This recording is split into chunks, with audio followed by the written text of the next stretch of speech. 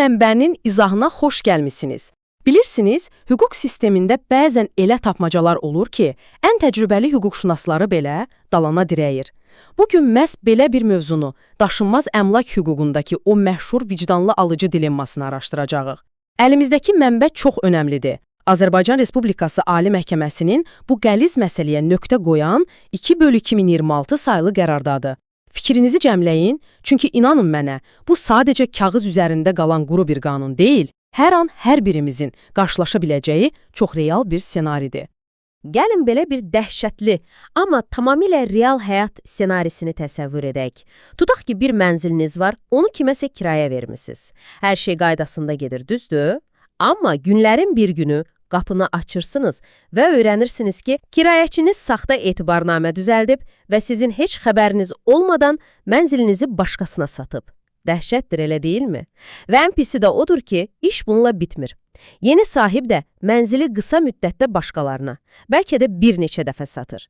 Təbii ki, siz şoka düşüb məhkəməyə qaçırsınız. Bəs nəticə nə olacaq? Evinizi geri ala biləcəksiniz, yoxsa o boyda pul ödəyib evə alan sonuncu şəxs evdə qalacaq? Bax, bu sual illərlə hüquqşünasları iki cəbhəyə bölüb. Yaxşı, gəlin bu məsələyə dərindən baxaq. Azərbaycan Respublikasının Ali Məhkəməsi fərqli məhkəmə qərarlarındakı bu xaosu görüb, məsələyə birbaşa müdaxilə etmək qərarına gəldi. Axı niyə? Çünki bəzi hakimlər əsl mülkiyyətçinin, yəni evi əlindən alınan şəxsin tərəfini tuturdu, bəziləri isə pulunu verib evi təmiz niyyətlə alan sonuncu alıcının. 2026-cı ilin may ayında qəbul edilən bu kollegial qərardat məhz bu yüksək riskli sözün əsl mənasında insanların taleyini həll edən hüquqi düyünü açmaq üçün xüsusi olaraq hazırlanıb. Bölmə 1. Daşınmaz əmlak dilemması. Bilirsiniz, bu münaqişə hüquq sistemini bəlkə də ən çətin seçimlərdən birini etməyə məcbur edir. Söhbət iki tamamilə günahsız tərəf arasında seçim etməkdən gedir. Fikirləşin, ortada bir fırıldaqçı var, pulu götürüb qaçıb, lakin məhkəmə zalında üz-üzə gələnlər əslində onun qurbanlarıdır. Bir tərəfdə əmlaki öz iradəsindən kənal, dələduzluqla əlindən alınmış o əsl mülkiyyətçi var. Təbii ki, o son dərəcə haqlı olaraq evini geri istəyir. Digər tərəfdə isə dövlətin rəsmi reyestrinə arxayın olub, heç nədən xəbəri olmadan öz halal pulunu sayaraq bu mənzili almış alıcı, yəni üçüncü şəxs dayanır.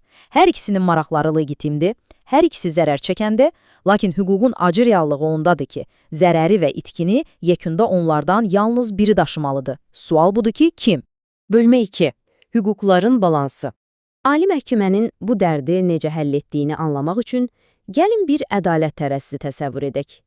Çünki verilən qərar sadəcə kiminsə xalına acımaqla, emosiyalarla deyil, çox dərin konstitusion və iqtisadi prinsiplərlə ölçülməlidir.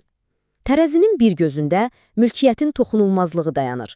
Konstitusiyamız deyir ki, heç kəs məhkəmə qərarı olmadan mülkiyyətindən məhrum edilə bilməz. Bu bizim təməl haqqımızdır. Amma tərəzinin digər gözündə bütöv bir iqtisadiyyatın dayağı olan başqa bir prinsip var. Dövlət reyestrinə etimad. İndi özünüz düşünün. Əgər biz dövlətin rəsmi sənədinə inanıb arxayın ev ala bilməyəcəksək, daşınmaz əmlak bazarı sadəcə çökər, elə deyilmi? Əgər hər bir alıcı gedib 10 il əvvəlki bütün sənədləri bir-bir yoxlamağa məcbur qalsa, alqı-satqı donar. Məhz buna görə də qanun müəyyən çox xüsusi hallarda reyestrə inanan vicdanlı alıcını qorumağa məcburdur.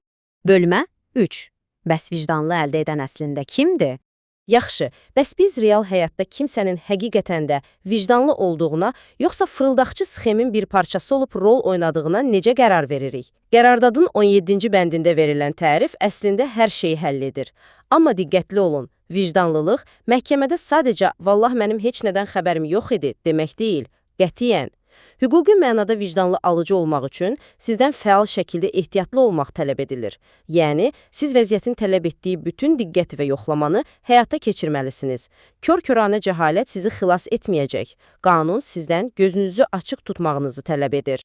Bax, burada həqiqətən maraqlı olan odur ki, Ali Məhkəmə hakimləri üçün konkret 5 mərhələli bir yoxlama alqoritmi yaradıb. Bu, sanki böyük bir puzzle kimidir. Məhkəmə ardıcıl olaraq bunları yoxlamalıdır. 1. Evi əlindən alınan şəxsin həqiqətən belə bir mülk olubmu? 2. Evi sonradan alan şəxsin reyestrdə rəsmi qeydiyyatı varmı? 3. Ortada etibarlı qanuni bir müqavilə varmı? 4. evi satan şəxsin öz qeydiyyatı əvvəlcədən əsassız idimi? Və ən nəhayət 5, alıcı həqiqətən vicdanlı idimi? Əgər bu beşlik zəncirinin bircə halqası belə qırılarsa, vəssalam, alıcının hüququ qorunmur və əmlak birbaşa əsl sahibinə qaytarılır. Bölmə 4. Saxta əqdlərin ifşası. İndi isə işin ən maraqlı, belə deyək, Sherlock Holmes mərhələsinə keçirik. Məhkəmə fırıldaqçıların o ustalıqla yaratdığı vicdanlı alıcı görüntüsünü necə ifşa edir? Çünki gəlin etiraf edək, dələduzlar da oturub bu qanunları oxuyurlar və öz şəriklərini günahsız alıcı kimi qələmə verməyə çalışırlar. Mənbəmizin 43-cü bəndi məhkəmələr üçün qırmızı işıq yandıran əsas siqnalları sadalayır. Məsələn, əgər evi alan şəxs satanın yaxın qohumu və ya uşaqlıq dostudursa və ya ev bazar qiymətindən gülünc dərəcədə ucuz satılıbsa və ya daha pisi, alıcı yüz minlərlə manat verib evi alır, amma almazdan əvvəl gedib onun heç içinə belə baxmayıb, bəzən heç alıcının o qədər pulu ödəmək üçün gəliri belə olmur, bunlar hamısı nə deməkdir? Əməliyyat tamamilə saxtadır və məqsəd əmlakı əsl sahibindən qaçırmaqdır. Üstəlik, mənzil satılandan sonra belə əsl sahibinin heç nə olmamış kimi orada yaşamağa davam etməsi isə ən böyük şübhə siqnallarından biridir. Lakin burada qaçırmamalı olduğumuz çox vacib bir nüans var. Qərardadın 64-cü və 65-ci bəndlərində açıq göstərilir ki, heç bir fırıldaqçı gəlib məhkəmədə bəli cənab hakim, biz əlbir idik deməyəcək. Yəni, ortada birbaşa sübut tapmaq demək olar ki, qeyri-mümkündür. Məhz buna görə də məhkəmə dolayı sübutlara istinad etməlidir. Amma tək bir dolayı sübut, tutaq ki, evin sadəcə biraz ucuz satılması kimsəni fırıldaqçı adlandırmaq üçün bəs etmir. Qərardadın tələbi çox sərtdir.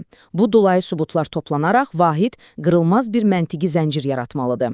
Elə bir zəncir ki, o alıcının bu fırıldaqdan əvvəlcədən xəbərdar olmasından başqa heç bir, vurğuluyuram, heç bir ağlabatan izah yeri qoymasın. Bölmə 5. Qaydanın istisnaları. Və bu, qanunun qəti sərhədlərini çox gözəl şəkildə nümayiş etdirir. Çünki elə vəziyyətlər var ki, siz nə qədər vicdanlı, nə qədər mələk kimi günahsız olursunuz olun, qanun sizin hüququnuzu qorumayacaq. Bəli, qərardadın 74-cü bəndinə əsasən bu qaydanın düz 4 mütləq istisnası var. Birincisi, əgər o əmlak ər-arvadın birgə mülkiyyətlidirsə və o biri tərəfin xəbəri razılığı yoxdursa, əqd başdan etibarsızdır. İkincisi, reyestrirdəki texniki səhvə görə eyni əmlaka təsadüfən 2 nəfərə çıxarış verilibsə, buna ikili qeydiyyat deyirik, sonradan alan şəxs mən bilmirdim deyib canını qurtara bilməz. Üçüncüsü, dövlət qoruqları və xüsusi təbiət əraziləri. Təbii ki, bunlar heç vaxt kiminsə xüsusi mülkiyyətinə keçə bilməz. Və dördüncüsü, bəlkə də ən önəmlisi, əgər siz əmlakı satın almamısınızsa, sadəcə kimsə sizə bağışlayıbsa və ya miras qalıbsa, yəni havayı əldə etmisinizsə, vicdanlı alıcı ola bilməzsiniz. Axı niyə? Çünki siz pul xərcləyib, iqtisadi risk daşıyan bir bazar iştirakçısı deyilsiniz. Bu qədər sadə. Bölmə 6.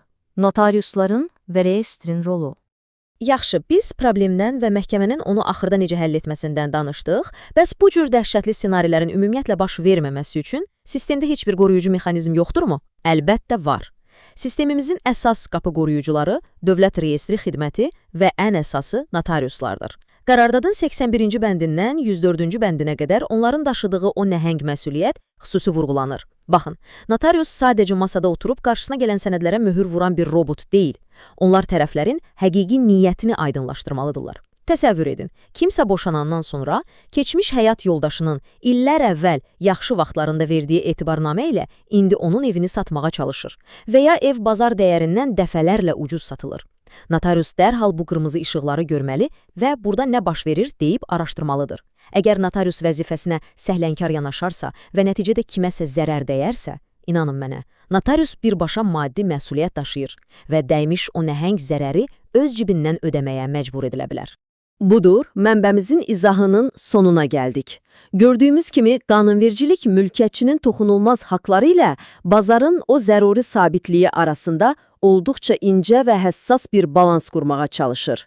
Ədalət tərəzisi faktlardan asılı olaraq bəzən əsl mülkiyyətçinin, bəzən də o heç nədən xəbəri olmayan vicdanlı alıcının xeyrinə əyilə bilər. Lakin yekunda ən güclü, ən etibarlı müdafiə mexanizmi elə sizin özünüzsünüz. Bu qərardad bizə bir daha sübut edir ki, böyük sərmayələr edərkən ehtiyatı əldən verməmək, hər detala fikir vermək şərtdir. Bəs siz böyük bir məbləğ verib daşınmaz əmlak alarkən sadəcə qabağınıza qoyulan bir kağıza güvənirsiniz, yoxsa o evin arxasındakı tarixçəni nə qədər dərindən araşdırırsınız? Ümid edirəm ki, bugünkü izahımız növbəti böyük addımınızda sizə düzgün bələdçi olacaq. İzlədiyiniz üçün çox sağ olun, özünüzü və mülkiyyətinizi qorumağı unutmayın.